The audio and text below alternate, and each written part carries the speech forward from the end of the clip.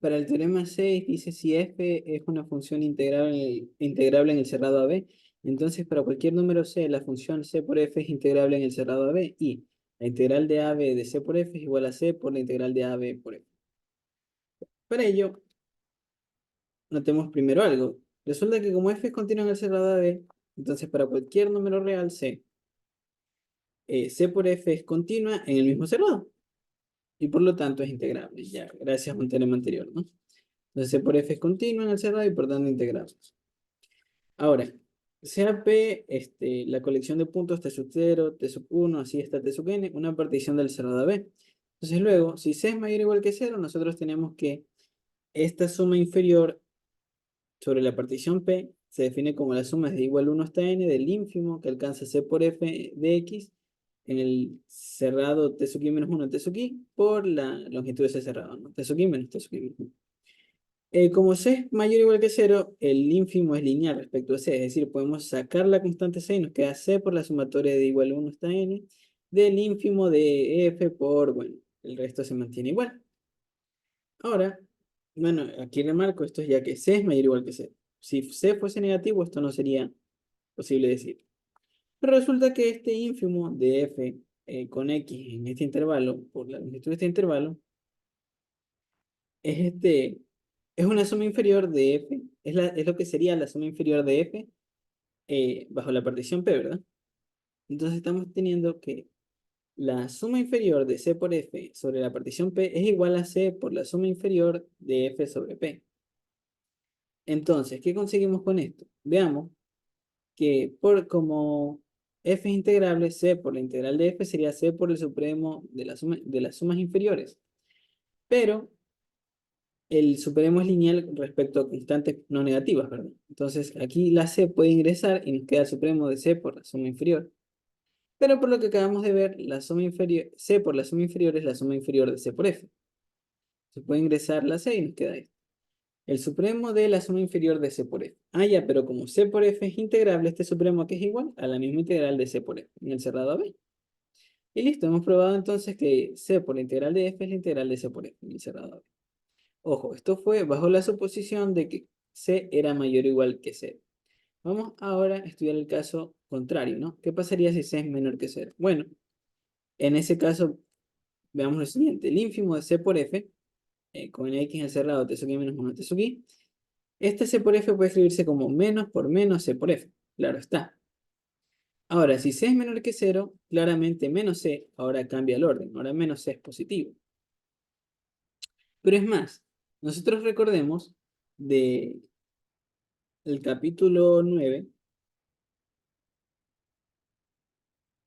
u 8, de que en un conjunto se tiene que cada vez que exista el supremo de un conjunto, el supremo de menos A es igual a menos el ínfimo de A. Cada vez que, bueno, hablemos de un conjunto no vacío y acotado, ¿verdad? O sea, el supremo de menos A es menos el ínfimo de A. Pero además, como consecuencia de esto, se tiene que el ínfimo de menos A es el supremo de es menos el supremo de A. Nuevamente, esto es un hecho que no me voy a detener a demostrar porque ya se probó en el capítulo 8 o el capítulo 9 para conjuntos no vacíos y acotados. Bien. Entonces, ¿qué se tiene ahí? Bueno, aquí puedo ver esto como el ínfimo del negativo del conjunto de C por F. El ínfimo de menos algo. Estamos en el segundo caso. El ínfimo de menos algo es menos el supremo de ese algo. Entonces saco el menos y me queda el supremo de, ¿qué? De menos C por F.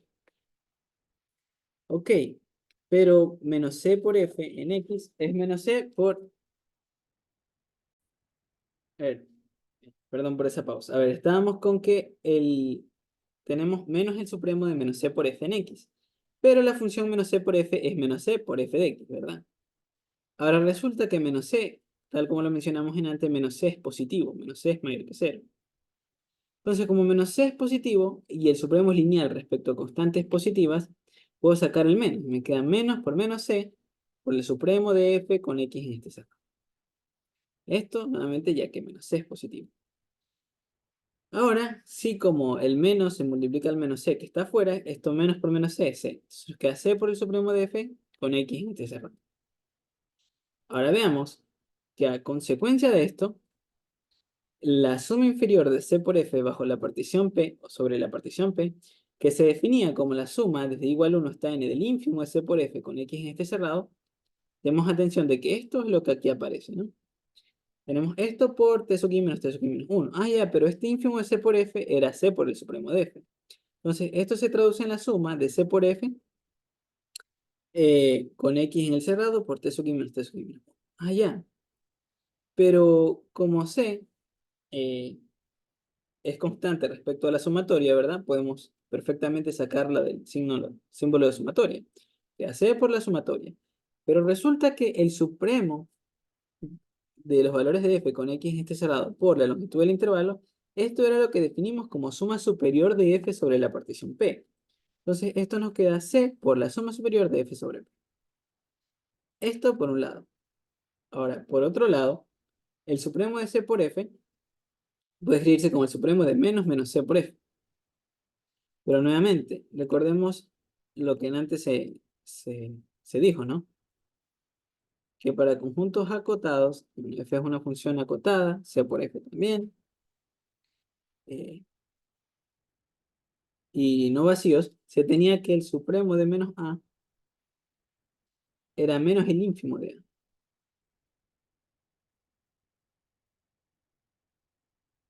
En este caso, para los valores de la imagen también se tiene esto. Entonces, como aquí hay un menos que multiplica esto, este menos puede salir y cambiamos el supremo por ínfimo, tal como lo dice acá. Se nos queda menos el ínfimo de menos c por f, que es la función menos cf evaluada en x, ¿verdad? Con x cerrado. Ah, ya. Pero la función menos cf es menos c por f, ¿verdad?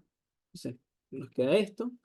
Ahora, como menos c, aquí ya no le escribí, como c era negativo, menos c es positivo, y el ínfimo también es lineal respecto a constantes positivas. Por lo tanto, podemos sacar el menos c y nos queda menos c por el ínfimo de f con este cerrado. Y claramente menos c es c, entonces nos queda c por el ínfimo de f con x en este cerrado. Entonces estamos viendo una equivalencia entre el supremo, una equivalencia, entre comillas, entre el supremo de c por f con c con el ínfimo de f. Y a consecuencia de esto, si estudiamos la suma superior de la función CF sobre la partición P, esto sería la sumatoria de igual 1 hasta n de supremo de C por F con X en este cerrado por la longitud del cerrado, T sub i menos T sub i.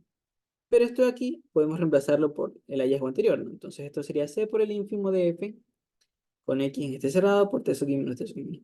La C sale como constante por fuera de la sumatoria, nos queda C por el ínfimo que alcanza F en este cerrado por T sub i menos T sub i menos 1.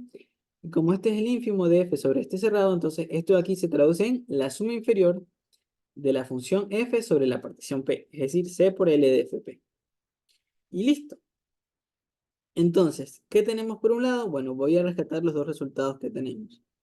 De la diapositiva anterior, nosotros vimos que L de C por F en P era igual a a C por U de FP. Y de la que acabamos de determinar recién, estamos logrando que U de C por F sobre la partición P es igual a C por L de F sobre la partición P. Me disculpo si mi caligrafía en estos momentos no es buena, estoy escribiendo con el mouse. Ya, entonces tenemos estas dos cosas y vamos a ver a qué llegamos con eso. Claramente, como F es integrable, esta cantidad existe y ella está entre la suma superior de U de sobre F en P y la suma inferior L de F en P. Al multiplicar por C, como esta es una constante negativa, esta me invierte el orden, ¿verdad? Me queda que C por L de FP es mayor igual que C por integral, mayor igual que C. Pero esto aquí era igual, sino que C por L era U de C por F. Entonces, esta aquí es la suma superior de C por F y esta C por U es la suma inferior de C por F. Allá. Pero, como la partición P fue una partición arbitraria, recordemos que simplemente fue una colección de puntos como partición de AB, entonces el supremo e ínfimo siguen esta desigualdad. ¿Por qué? Porque si esto de aquí pasa para cualquier partición P, estamos teniendo que C por esta integral es una cota inferior del conjunto de particiones superiores. Entonces es menor o igual que la máxima cota inferior, que es el ínfimo de las sumas superiores. Si vemos esta segunda desigualdad, vemos ahora que la integral es una cota superior para el conjunto de sumas inferiores y por lo tanto es mayor o igual que la mínima cota superior, que es el supremo de las sumas inferiores. Por lo tanto, C por la integral está entre el ínfimo y supremo, el ínfimo de las sumas superiores y el supremo de las inferiores. Ahora, a esta misma desigualdad vamos a restar la integral desde a a b de c por f. Recordemos que esta cantidad existe, ya que c por f era una función integral. Entonces,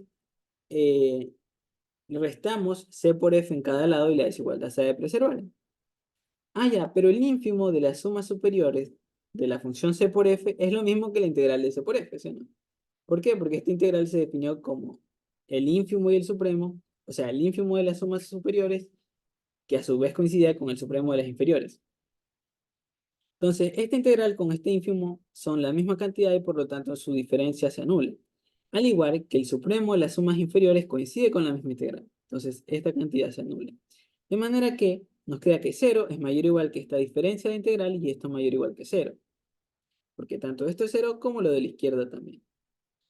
¿Qué número está entre 0 y 0 incluido? Únicamente el 0, ¿no? Entonces nos queda que c por la integral de AB de f es menos la integral de a hasta b de c por f, 0. Dicho de otra manera, c por la integral de f es la integral de c por f. Ahora, hemos probado entonces cuando c es mayor o igual que 0 y cuando c es menor que 0. De manera que podemos concluir que para todo c real se cumple que c por la integral de f desde a hasta b es la integral de c por f desde a. Y es lo que queríamos probar en el teorema 6. Muchas gracias.